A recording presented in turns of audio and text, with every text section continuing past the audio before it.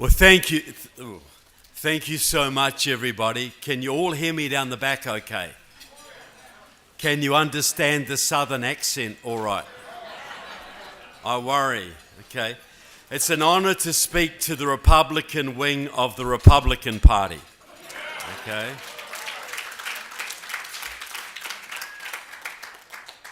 I want to start with a couple of little stories. I was in Los Angeles recently and I bought some food from a street vendor and he said to me, "Hey, you have an accent. Where are you from?"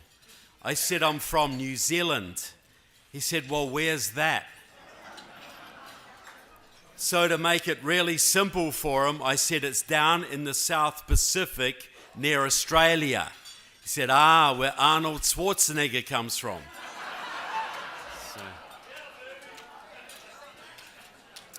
But speaking of, is this distorting or is this clear? Is this okay? Yeah. Speaking of New Zealand, I was back there a while ago. My dad is 90 years old. And during World War II, he was a little boy. And they were terrified of a Japanese invasion of New Zealand. And if it hadn't been for the sacrifice of your fathers and uncles and grandfathers who stopped the Japanese at Guadalcanal in the Coral Sea and Midway, I probably wouldn't be here, folks. So it's very personal. So thank you, America.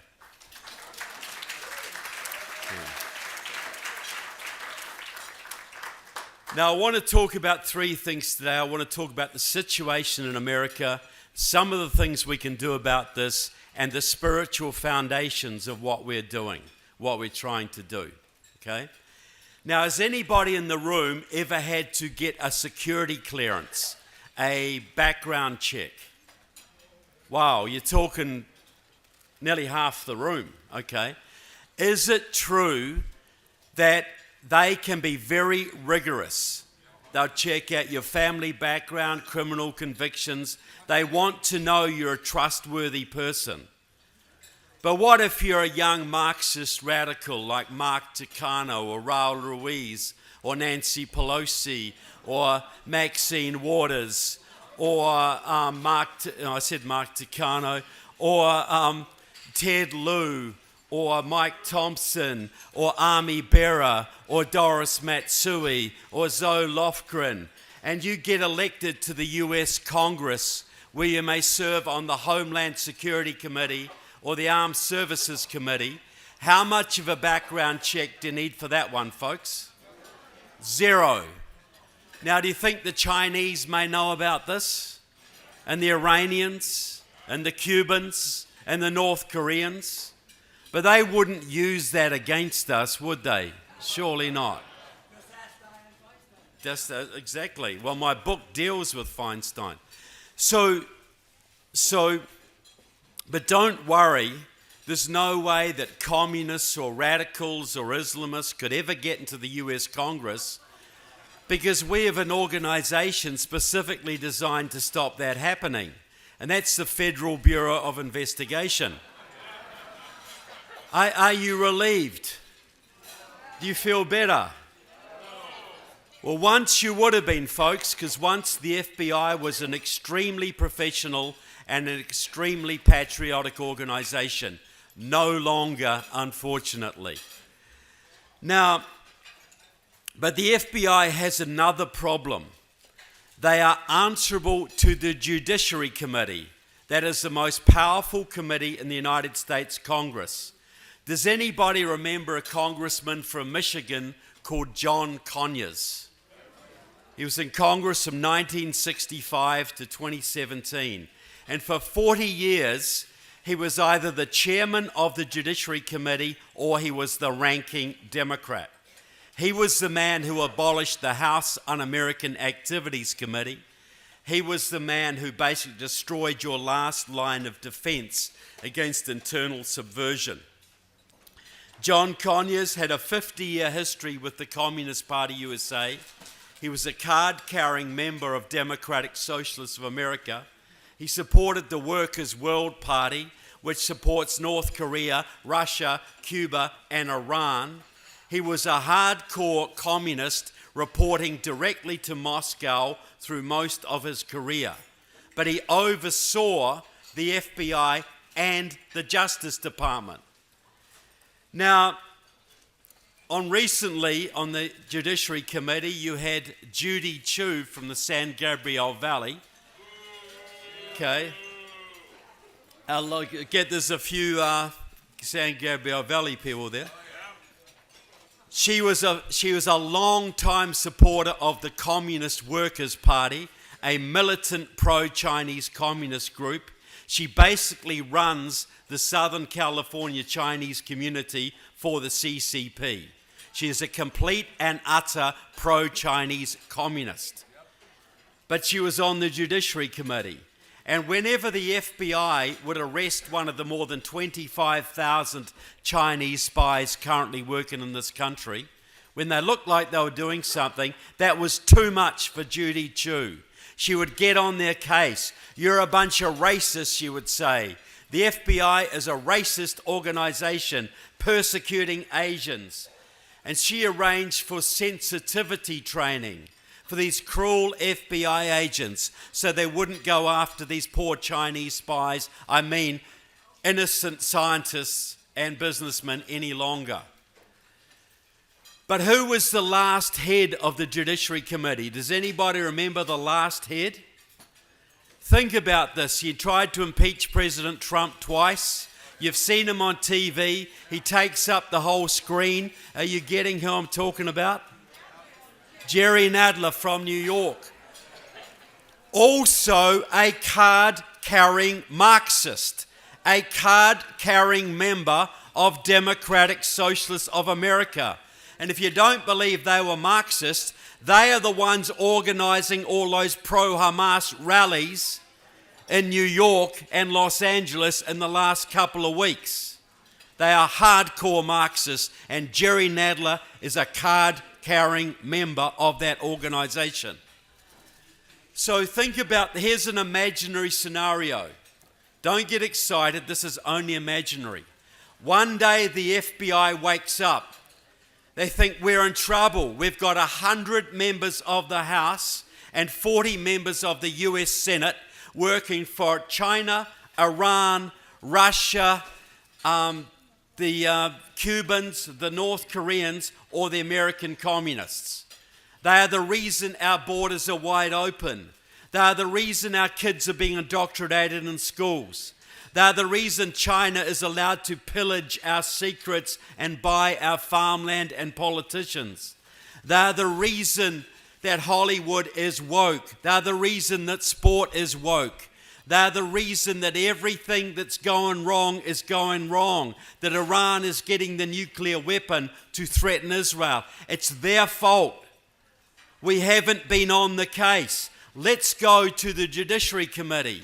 Let's go to our bosses, Mr. Nadler and Mrs. Chu. Mr. Nadler, Mrs. Chu, we need to investigate at least 100 of your Democratic colleagues for working for enemies of America. Do you mind?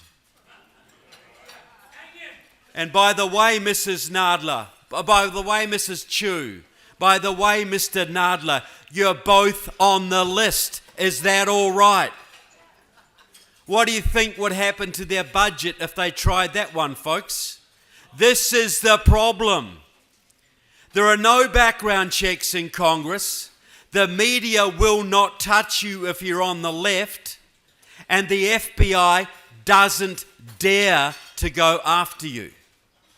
That is why we have 100 members of the House and 40 members of the US Senate who couldn't pass a background check to drive a school bus in this county or any other.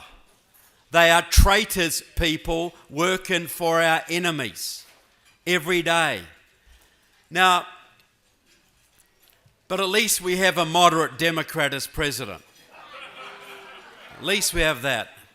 Look, if you want to know Joe Biden's communist background, he started working for the Russians in 1972, for the Iranians in the late 70s, and the Chinese in the early 2000s. It wasn't Hunter that corrupted Joe. It was Joe that corrupted Hunter, people. He has always been our enemy agent in our Congress, in our Senate.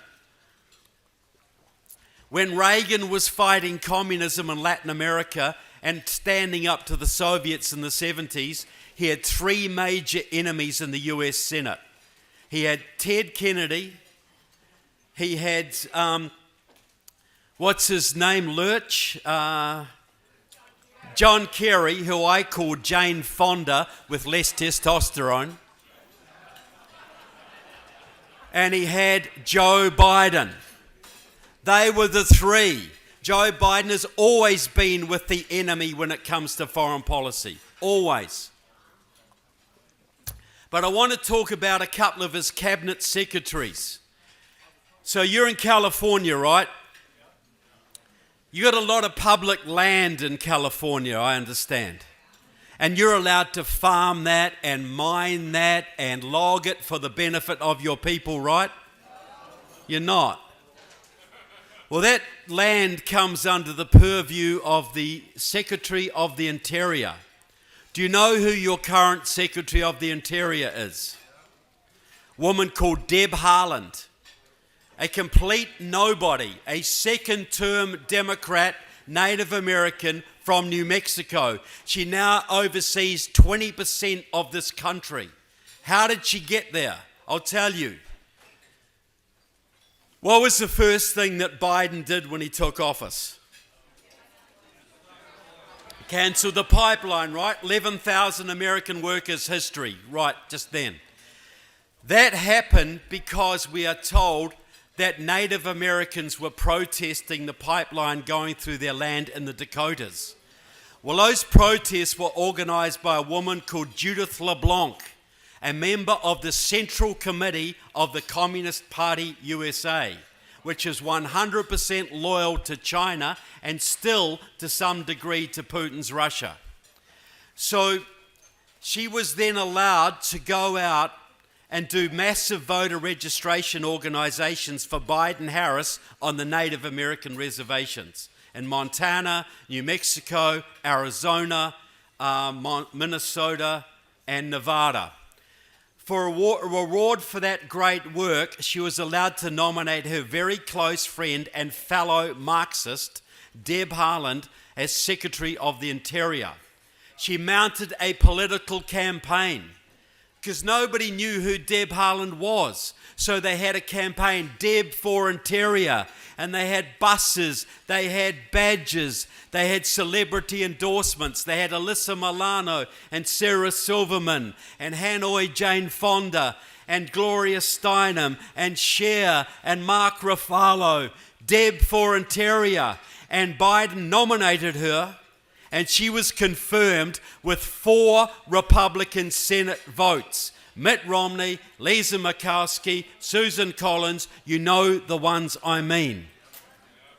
She is now overseeing 20% of America. This woman is a Marxist put in place by a pro-Chinese communist who is now shutting down every single energy lease in America she possibly can. She's closed off Alaska to drilling. She's shutting down energy leases. She's closed off uranium mining in northern Colorado. She is starving America of energy deliberately. And just when Biden has sold off 50% of America's strategic oil reserve, which we need for fighting a war, some of it to the Chinese, she is starving us of every new energy investment she can. And Biden is going to Venezuela and Iran cap in hand to get oil from them. You could say this is stupidity, or you could say it's treason. What do you think? And you also have Jennifer Granholm, the Secretary of Energy, mentored by the famous Michigan Marxist Millie Jeffrey. She wants every American military vehicle to be electric by 2030.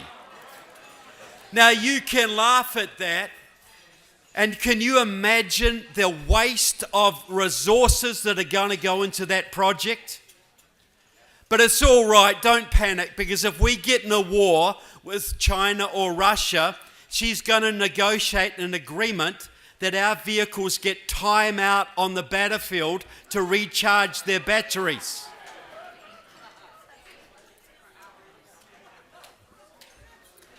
Again, is this stupidity or is this sabotage?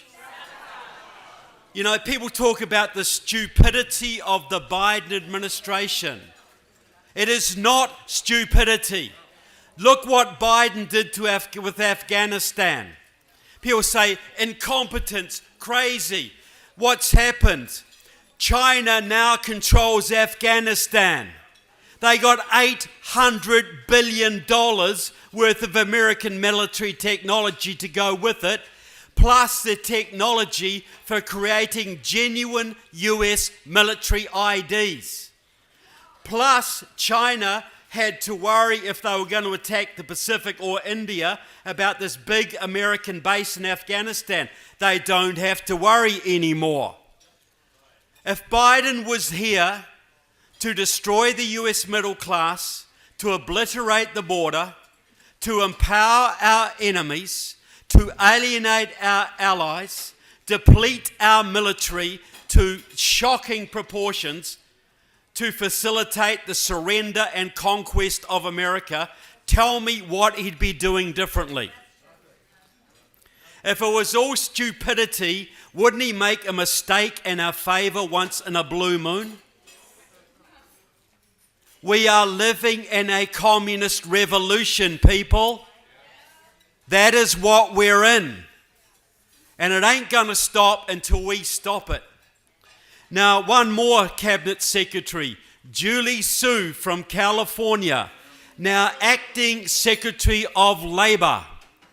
Julie Su is a Maoist communist who got her start at Stanford University with the League of Revolutionary Struggle. She hooked up with Stuart Kuo from Los Angeles and Kent Wong from Los Angeles, two former leaders of the Communist Workers' Party. They used all their power to get her appointed Secretary of Labour, because right now the American unions, controlled by Chinese communists, almost had a big strike with FedEx, UPS. They just humbled the big car companies, and now they're going to take FedEx and UPS and Amazon out on strike. And they're also getting ready to do a massive strike at Long Beach and the big Inland Empire warehousing system, which is a huge supply hub for America.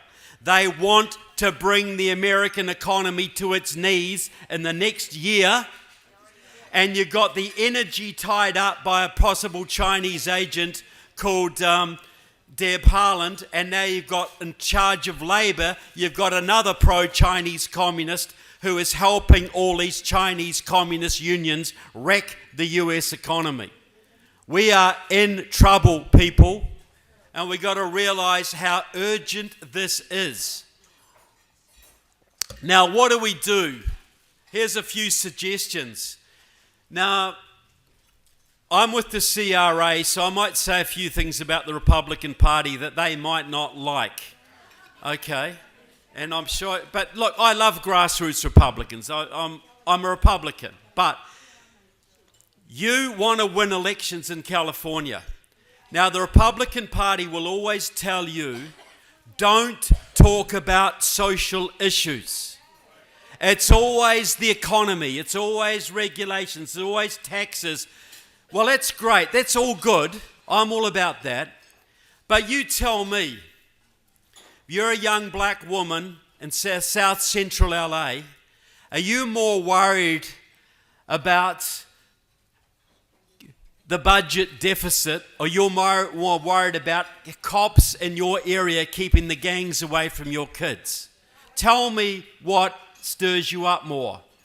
If you're a veteran out in the Inland Empire, you're a hardcore conservative, are you more worried about the sales tax or that your grandson might turn up to Thanksgiving wearing a dress. Tell me. It is the social issues that stirs people's hearts, folks.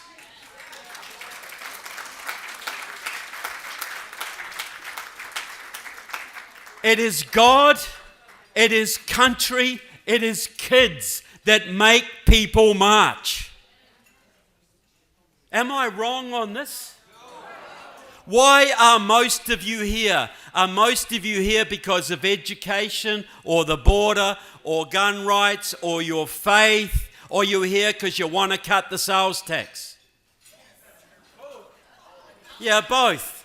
But you know, look, most of the Latinos in this state are more socially conservative than the Anglo population, right?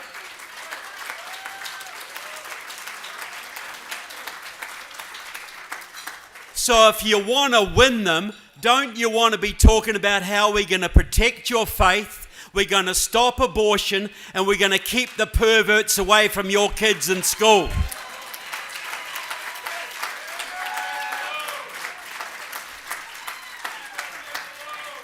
What is going to win you more votes, folks?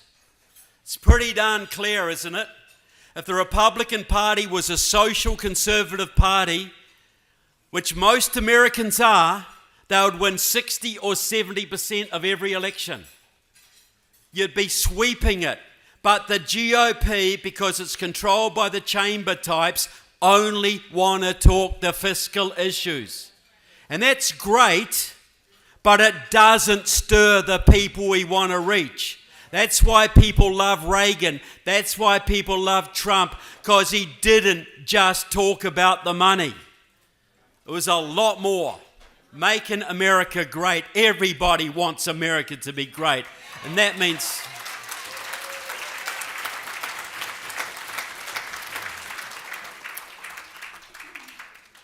Now, vetting of your candidates, so I know you're going to do that today. Now, this is my argument. We know that in California, a lot of Democrats run as Republicans, right? They do that all the time. All the time. And a lot of that is to do with the fact that the Republican Party doesn't bother to vet them. You know, you've got to be going through their social media for the last 10 years. You've got to be checking these people out. But these are the kind of questions that I want to see at nominating conventions. It is not just, do you support the First Amendment? Everybody's going to say yes. Do you support the Second Amendment? They'll all say yes. These are the kind of questions. Sir, ma'am, you want to stand for school board? Are you going to vote to deregister the teachers' unions in this state, or are you not?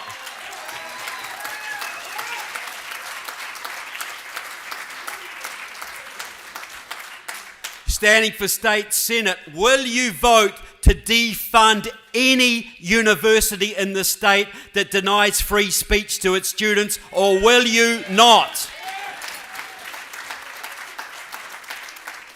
Will you get rid of all unconstitutional hate speech laws? Yes or no? You say you support the Second Amendment. Yes, of course, I love duck hunting.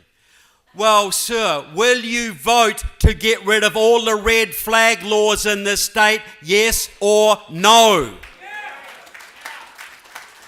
Will you vote against all the unconstitutional ammunition taxes in this state? Will you vote for full constitutional carry in this state? Yes or no? You look at the California Constitution and you see where it's being violated. Shouldn't be hard. Then you look at the US Constitution and see where it's being violated, and you demand of your candidates their solution to fix that problem. What will you do to restore the Second Amendment? What will you do to restore the First Amendment? Are you there to just vote reliably Republican, or are you going to be a lightning rod to stir the base to actually push for the Republican Party platform as it's written, not as it's been watered down. What are you going to do? What will you commit yourself to?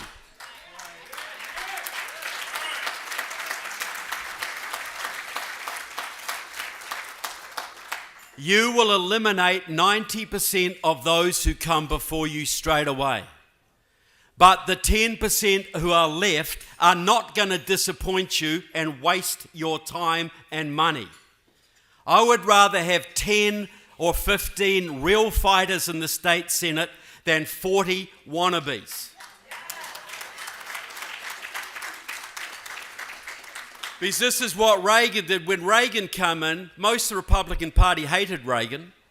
The Ohio Republican Party wouldn't let him speak in their state in 1976 because he was too extreme. But when he got in and started to do the real stuff, the go-alongs to get along went along with him. And now they hold Reagan dinners every year and say how wonderful he was. Okay? So we need that core, hardcore 10 or 15 in the House, in the Assembly, 10 or 15 in the Senate, who actually talk the social issues, talk about getting the perverts out of the schools, talk about civilian review boards for all of our schools, all of these things that we need to do. It is not enough for this to uphold the status quo or stop the erosion. You got millions of good conservatives in this state. The biggest number of people in the state are ex-Republicans who got into the Republican Party thinking it was going to help them with their conservative goals and were disappointed and just bowed out. It is the social issues, it's being hardcore, it's vetting your candidates. All these things have to happen. Now I want to talk about the spiritual dimension here, because I do not think we're going to get out of this mess without some divine help, to be quite honest, okay? But here's the thing. We need some providence. Was there any providence in the American Revolution? You know, the famous fog that came down on the harbour, New York Harbour, just at the right time to save George Washington's army. You know, when George Washington was fighting in the French-Indian Wars, the Indian chiefs allied to the French saw that he was a big man, and they told everybody to shoot that guy, shoot that man, aim at that man. And bullets went through his hat and through his tunic, but they never went through him. And years later, one of those Indian chiefs met George Washington. He said, I told my men to shoot you because I knew you were a leader, but we never could. Eventually, I gave up. I told my men, do not shoot this man. He is destined for great things. There is providence, people. This is a providential nation. There's a covenant here between God and man to make this the greatest nation that has ever been.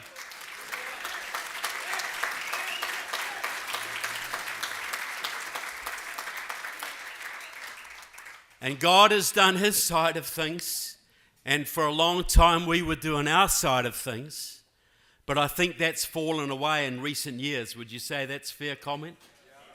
And we're suffering the consequences of that now. So what's it going to take to turn that around? Well, the first thing is this.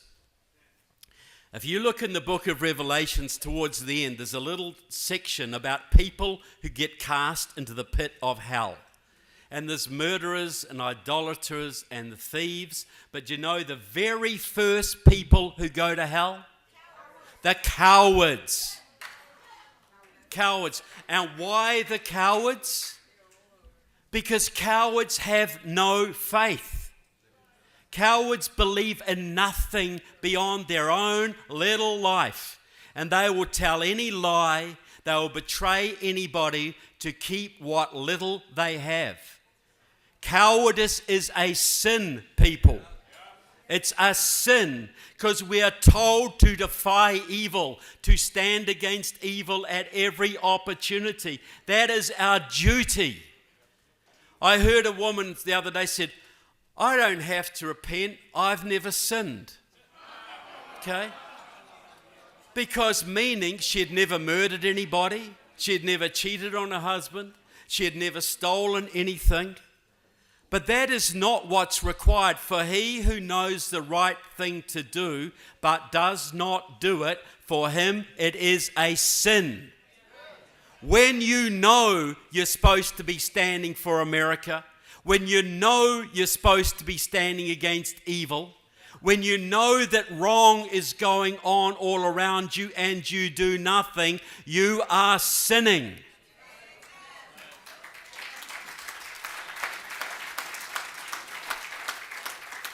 And what are the wages of sin, folks? Death. Now, we're going to need help. But your founding fathers, they needed help and they got help.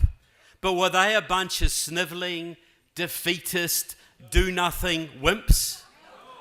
They stood up against the world's greatest military empire with squirrel rifles, against the greatest army that had ever been assembled, with no hope of victory, and they defeated them. And they were on the verge of defeat. I was at Morristown, New Jersey, where your troops spent the last winter of 1780. 10,000 troops started that winter. Death, desertion, and disease took 4,000 of them.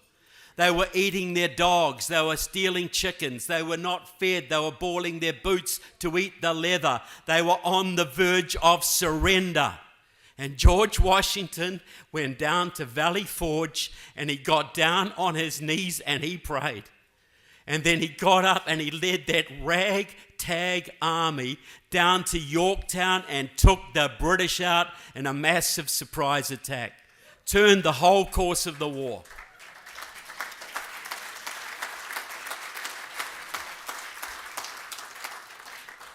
The greatest victories come from the darkest times, because that's when the good people get off the darn fence and do what they need to be doing. And that is our time, folks. You look at the Old Testament, you see the people say, look, Christians will say, we shouldn't be involved in politics. That's a dirty game. They have never read the Old Testament if they say that. It's all about governance. It's all about civil governments. Democracy came from Mosaic law. You know, when Moses is leading the people through the desert and they're all coming to him with complaints and suggestions, he said, go amongst yourselves and choose representatives. That's where representative democracy came from. I know we're a constitutional republic, but there's that democratic element, right? And so the whole thing. But there are many examples there to illustrate a point. You think of the story of David versus Goliath. David standing with his little rock and his little bit of string against this hulking giant. Now, I have no doubt God guided that rock, but David still had to stand there and throw it, did he not? He didn't run away. What about Gideon's army versus the horde? Can I have 1,000? No. Can I have 800? No. Can I have 500? No. 300? Yeah, you can have 300. Can you imagine the courage that those men had to have, 300 of them facing a horde? But this is the key issue. Where does courage come from? Courage comes from faith. If you have faith, if you believe in the hereafter, if you believe in eternity, what are you scared of the school board for? What are you scared of the rhinos for? What are you scared of? When your grandfathers and great-grandfathers and great-uncles left their farms in California and Oregon and Nebraska, and they went out to the Pacific, and they went out to face the Nazis on Omaha Beach. You imagine those 18, 19-year-old boys standing in a barge about to hit Omaha Beach, about to face massive German machine guns and artillery. Can you imagine the praying that was going on in those barges? Can you imagine what those boys were thinking? Can you even begin to imagine? This is it. Faith and courage go together. If you want to know if you have a faithful pastor, is he a courageous pastor? Because if he's courageous, he's faithful. If he's not courageous, why are you in that church? You know?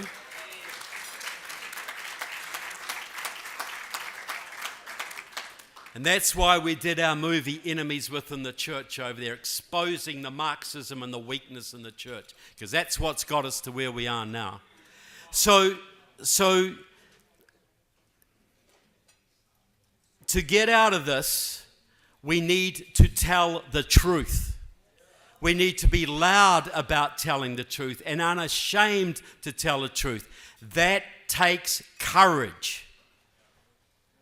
And where do we get the courage from? We get it from our faith. We know there's something bigger than ourselves.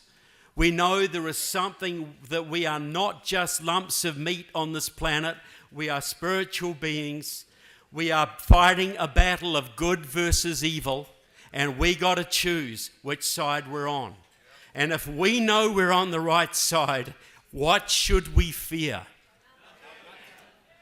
So this is it. If we speak boldly and courageously, that is proof to God that we have faith.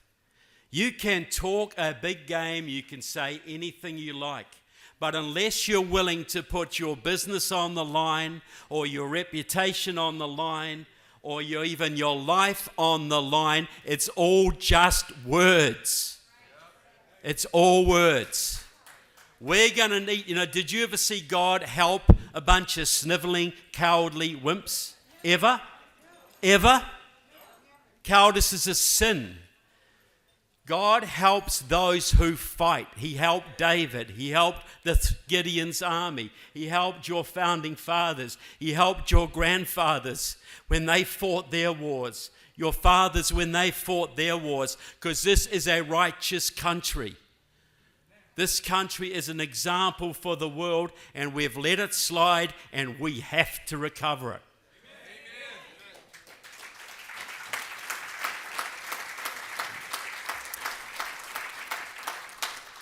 We're all going to be held to account one day. We all know that. And when that happens, do you want to stand straight and strong and say that I helped to preserve the greatest country the world has ever known, the country that has a constitution inspired by the Bible, the country that has served an example for people across the world? I sacrificed to save that country. Or you want to stand up and say, I had the best golf score in Orange County. What do you want to say, folks? I sacrificed. This is it. We have the greatest liberty, despite what's happening right now. We've got the greatest liberty and the greatest prosperity that's ever been seen on this planet. And we have got it because your fathers and grandfathers put on uniforms and picked up guns and went and fought wars for years at a time away from their families. And your mothers and grandmothers looked after the farms and looked after the kids and kept the schools running and the factories running while their men fought the wars. Do we not owe it to those who fought for our liberty to preserve that liberty? Is that not our obligation?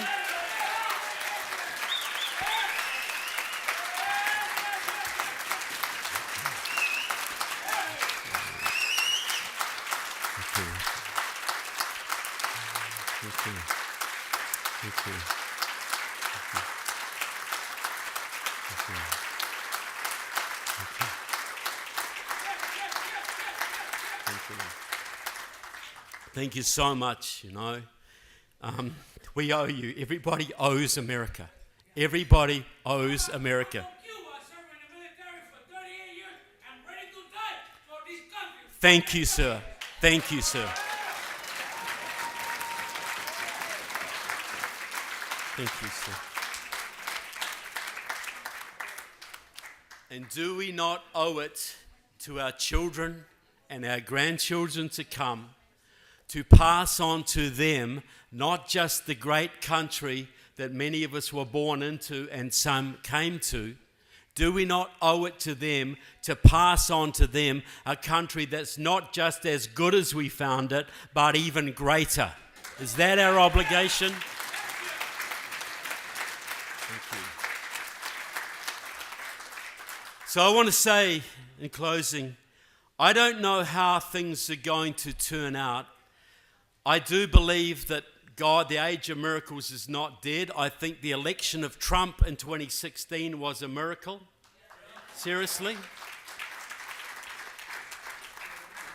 But how many of you worked your butts off to make that miracle happen, folks?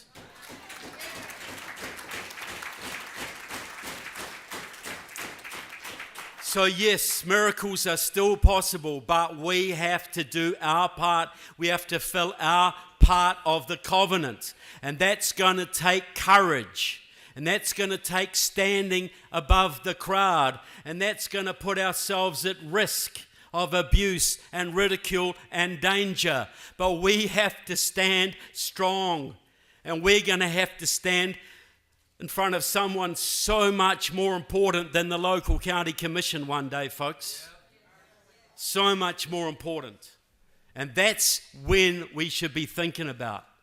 If every one of our leaders thought about eternity rather than the next 2 election cycles, how do you think we'd be different? A lot different. So we're going to fight. And if we give it everything we have for our God, our country, our children, 2 things may happen. We may sweat blood for what we believe, and maybe we fail. Maybe. But at least all of us will earn the right to look our children in the eye and say, I did everything I possibly could for you. And what is that worth to you, folks? And if we win, and we absolutely can win this, folks, as I said, Trump's election victory proved to me that God is not finished with this country yet, folks. Look, this is my theory. We got a president who actually stood for America. He showed us a new way. But if he'd been elected a second time, many of us would have gone to sleep. Many of us would have said, well, it's all okay now. Not all, but many. Well, it was cruelly stolen away from us. That was a bitter blow. But it taught us a lesson. We can have somebody greater. We can have a new America. We can have a better America. But it's up to us. No one is going to do it for us. Not even President Trump. He's our leader, but he ain't our God. You know, we got to do our bit. And that's the lesson we must draw. And we must draw the lesson we must never give up. If we give it everything we have, we can win this. We can spark an economic boom like we've never seen. We can spark a liberty revolution all over this world, leading by example. We can set the stage for a much needed spiritual revival here and across the world. And all of us will earn the right to pass on to our children, not just the great country that we came to, but one that is even greater, one that may lead the world in freedom and liberty for hundreds of years into the future. Is just the chance of that worth the sacrifice, folks?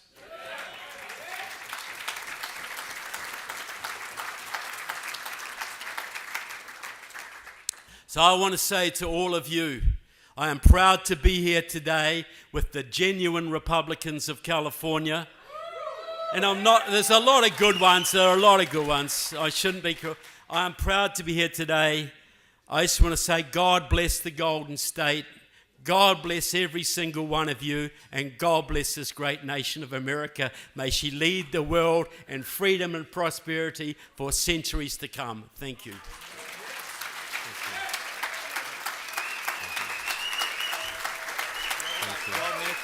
Yeah, sure. I think you can take it as a choice.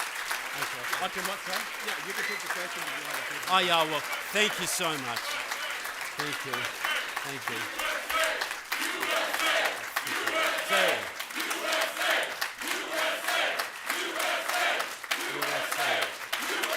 Thank you.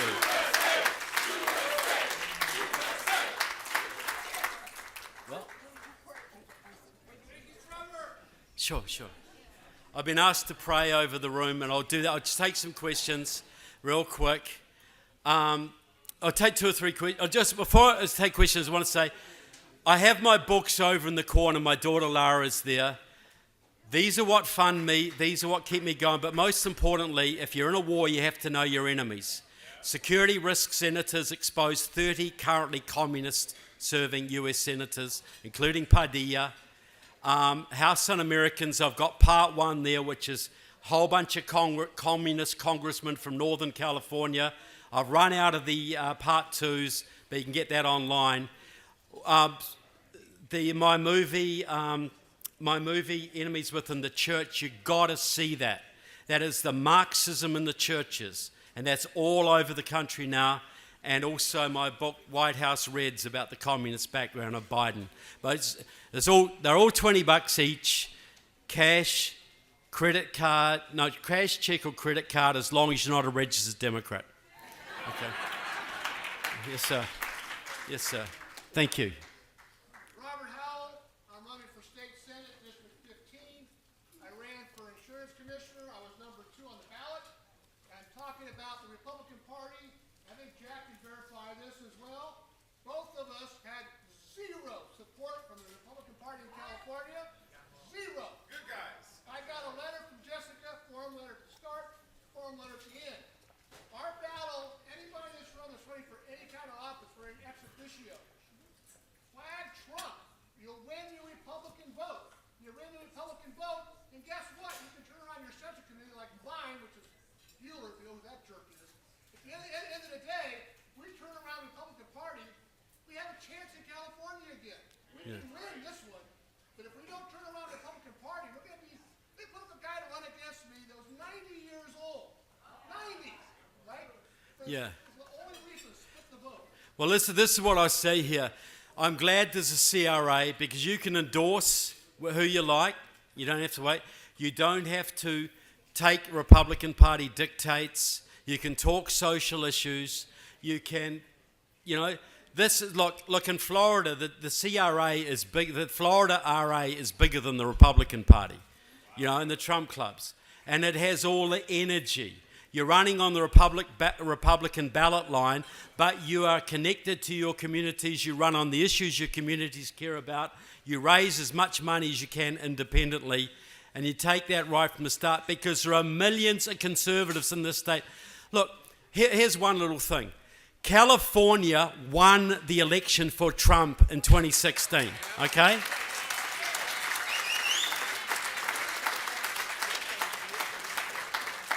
Because my good friend Malcolm McGough, and you believe me, he's an Australian, and I find it very hard to say nice things about Australians, okay?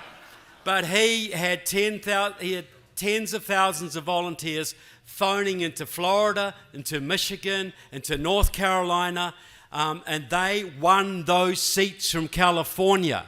You have the people. You need the powerful leadership to mobilize those people, and that's the job of the CRA.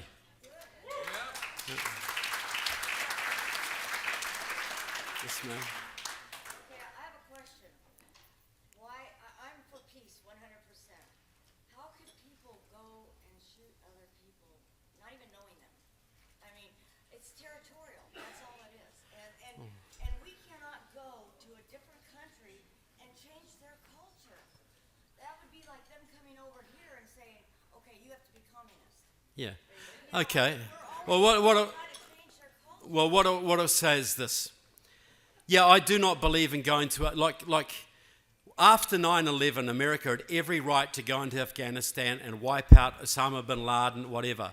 But to go there and try and change the culture of Afghanistan for 20 years and waste all of that thing is a waste of time. You go in, you fix the problem, you get out. With Israel right now, Israel is our ally. We've got a lot of American people there, dual citizens. The Israelis got every single right to defend themselves and to eliminate their enemies. You know, if Hamas hadn't done what it did, nobody would be dying today. It's as simple as that. I'm Roxanne Waller. I'm running for the U.S. Senate. Okay. But what I wanted to say is, isn't everyone, I mean, everybody's saying they're human, right? Okay. Why can't they talk peacefully, talk? Well, because Instead of Biden going over there, oh, we got to get you out. because we are fallen beings. We have evil in our hearts, every single one of us.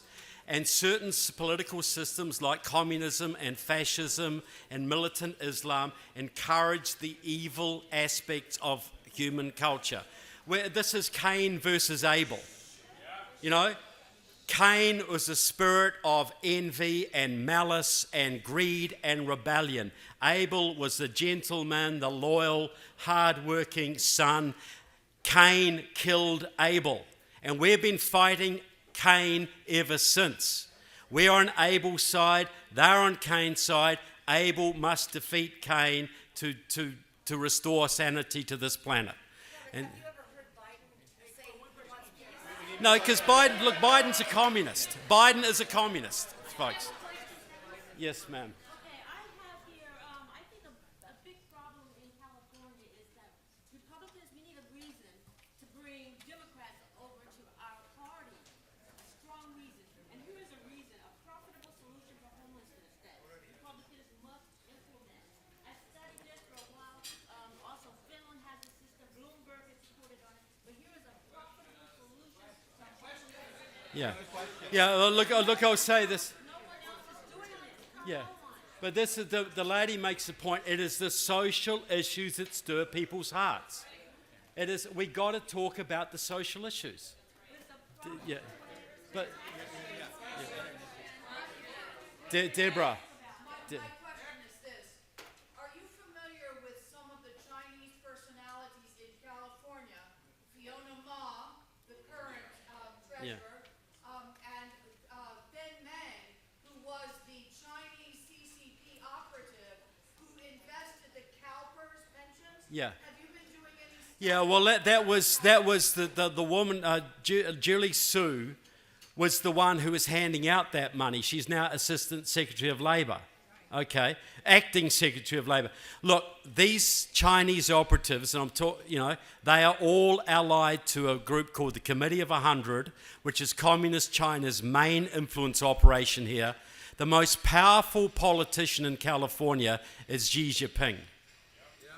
That's the reality. California has been run by the Chinese now. Gavin Newsom is their boy. Many of your people in the state legislature, they took over San Francisco, they infiltrated Sacramento, they infiltrated the Chinese communities of the San Gabriel Valley. Judy Chu is a key operative in this, but there's this group of probably 50 top Chinese operatives in your state who basically run the state. Yes, I have done work on that, Deborah. Yes, absolutely. And see, they get the left through ideology. They get the Democrats because we're communists, and they get the Republicans through money. That's how they do it. Two more questions.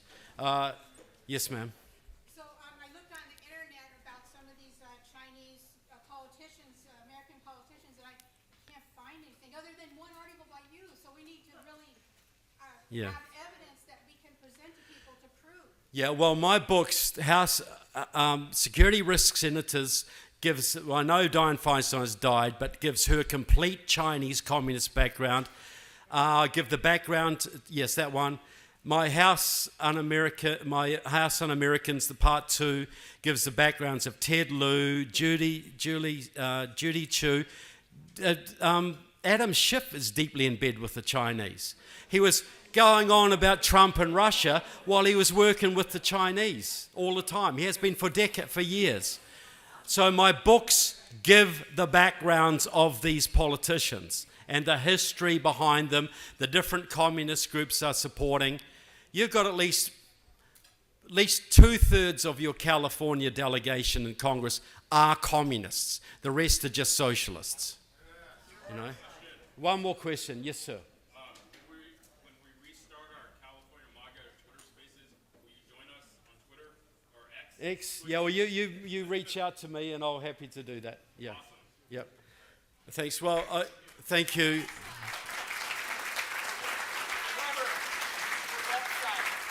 What? Oh, sorry. My website, just trevorloudon.com. If you can't get books here today, you can order them, signed books there. Any books you get today, if you haven't had them signed, come over, I'll sign them for you. trevorloudon.com. I've also got a new podcast called The Trevor Loudon Report on Live from America TV. So, but I just want to say I'm very grateful to Jenny and the crew for inviting me here today. A lot of friends here today, a lot of new ones. And